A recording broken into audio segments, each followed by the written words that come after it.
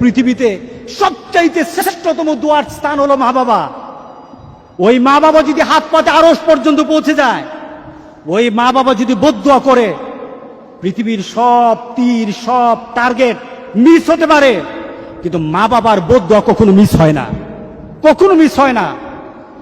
আর সন্তান মা বাবার জন্য যখন দোয়া করে, পৃথিবীর কোন হুজুর, পৃথিবীর কোন বুজুর্গ ব্যক্তির দোয়া কবুলের ব্যাপারে সন্দেহ থাকতে পারে, কিন্তু সন্তান যখন মা বাবার জন্য দোয়া করে, এই দোয়া আল্লাহ ফেলে দেয় না। সুবহানাল্লাহ।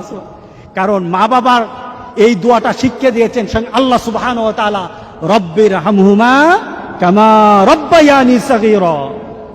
আপনি কবরে থাকবেন, আপনি প্রত্যেক নামাজে আপনার সন্তান দোয়া করবে আপনার জন্য, রব্বির হামহুমা কামা রব্বায়ানি সাগীরা। পড়েন, মা বাবার জন্য দোয়া করেন প্রতি নামাজে বলেন মা বাবার জন্য, রব্বির হামহুমা কামা রব্বায়ানি সাগীরা।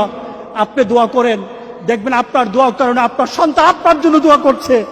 আপনাকে আল্লাহ যেন এমন সুযোগ করে দেয়, এমন কুলাঙ্গার সন্তান যেন আমাদের সন্তানগুলো না বানায়। সবাই বলেন আল্লাহুম্মা আমিন। আপনার দালান, আপনার বাড়ি, আপনার সম্পদ, আপনার ব্যবসা, আপনার পৃথিবীর প্রতিপত্তি যত কিছু আছে, সব আপনি দুনিয়াতে ফেলেই চলে যেতে হবে, কিন্তু সন্তান কিন্তু আপনাকে ছেড়ে দিবে না। সন্তান আপনাকে ছেড়ে দিবে না।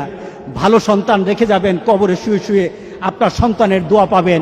খারাপ সন্তান রেখে যাবেন, কবরে বিপদ বিপদ বিপদ চলতেই থাকবে। আল্লাহ আমাদের সবাইকে হেফাজত করুক। আমিন বলি, আমিন বলি।